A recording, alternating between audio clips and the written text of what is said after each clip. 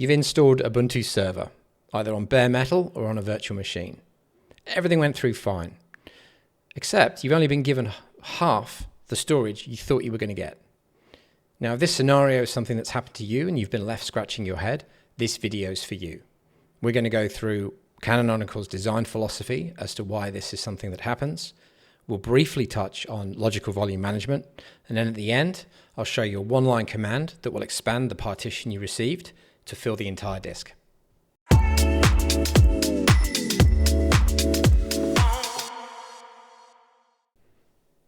So why is this the case? Why do we only get 50% of the available storage by default to start with?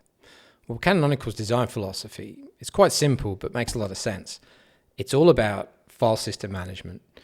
Let's say you've got some available storage and the partition doesn't take all of it up. If you need to increase that partitional volume at a later point, then you can just simply run a task where you extend that volume to whatever point you want, whether it's the full amount of storage or whether it's a proportion of it.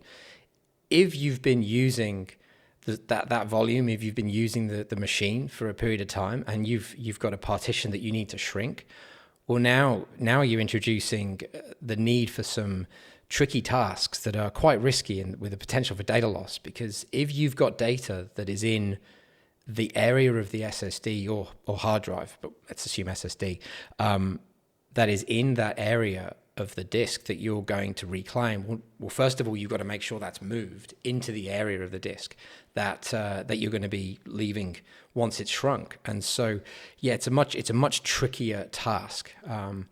So yeah, if they allocated 100% of the available space, and this is a server installation, don't forget. So there's an assumption that there's a task for this machine, that it's got some kind of workload. So it will be getting used. And if at a later point you want to add an additional partition for, say, snapshots, well, now you've got to think about more than just adding that partition in and then using it, pointing the snapshots at that partition. You've now got to consider moving data. It takes a lot more work. Let's take a quick look at how the policy is divided based on the storage size. So if you've got storage that's under 10 gigabytes, you're going to get 100% of that space will be allocated.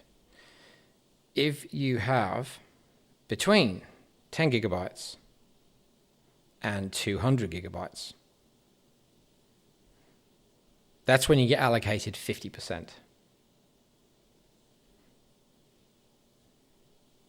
And if you have over, that's a great chevron there. If you have over 200 gigabytes, it is literally capped at 100 gigs. So there you have it. Let's take a look at how logical volume management, or LVMs, work. So logical volume management, or LVMs, are a really cool and powerful way of abstracting, managing the file system, essentially. So yeah, just as said in the intro, this is just going to be touching on the basics. But there are essentially three components to this. You've got a physical volume, which is your storage devices. This is basically all your bare metal. Now I'm going to draw a few of these because this is where it's quite cool. So let's say we've got 3 disks. The next layer is called a volume group. And that is a single management layer that can have one or multiple storage devices that it puts the data over.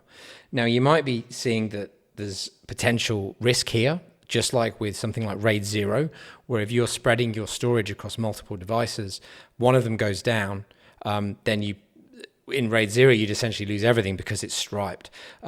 With volume groups, the storage isn't necessarily striped. It's possible to do that, but you have to explicitly set a flag to do that. Otherwise, what a volume group will do is it will fill up the storage, starting at 1 or the first disk, and then as that fills, it will go to the second disk, and as that fills, it will go to the third disk. That's its default operation. But yeah, this is essentially your pool. Actually, it wouldn't be a pool. It would be a VDEV in ZFS, I'm pretty sure. If that's incorrect, then let me know in the comments below. And then the next part is the LV, which is what you're seeing on the installation process for Ubuntu Server. You're seeing this, and that is essentially, there's your root folder, and there's home. A logical volume is essentially the partitions, the logical partitions that go inside the volume group that take up the space on the multiple, singular or multiple physical volumes. That's how LVMs work. Now let's look at this one-line command that will allow you to expand an existing partition to fill the rest of the entire disk. On the left, we can see Proxmox environment, and on the right, we've got mremote ng. So here is the example VM that I'll be showing you this on. One disk, 32 gigs. Don't need to worry too much about the memory and processors because that's not really the importance of this one. So let's log in. Alrighty. Now then, we have got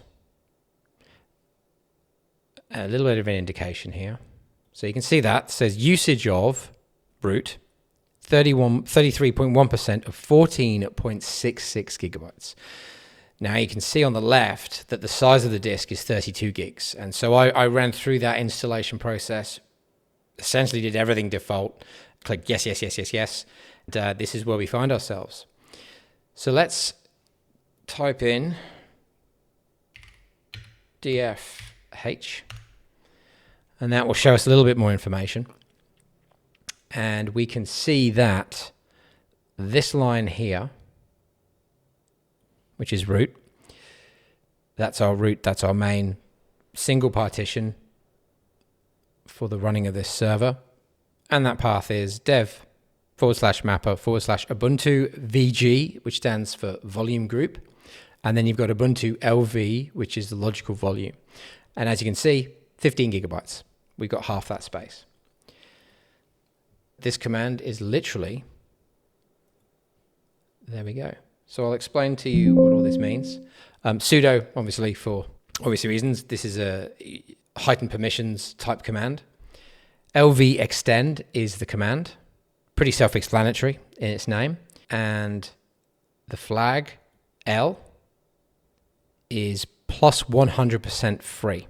And that's essentially going to use up 100% of the free space that's currently available. Here we can see that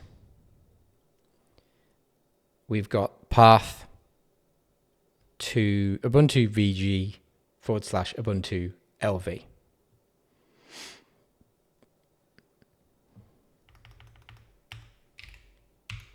So if we do dev, that's /dev /Ubuntu VG /Ubuntu LV. And the final flag.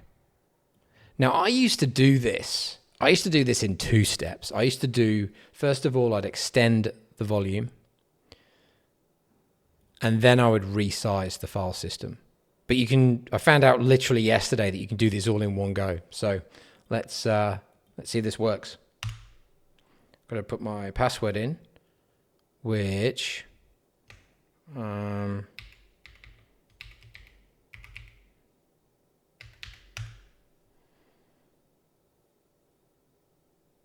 I can't remember what that is. Oh, yes, I do.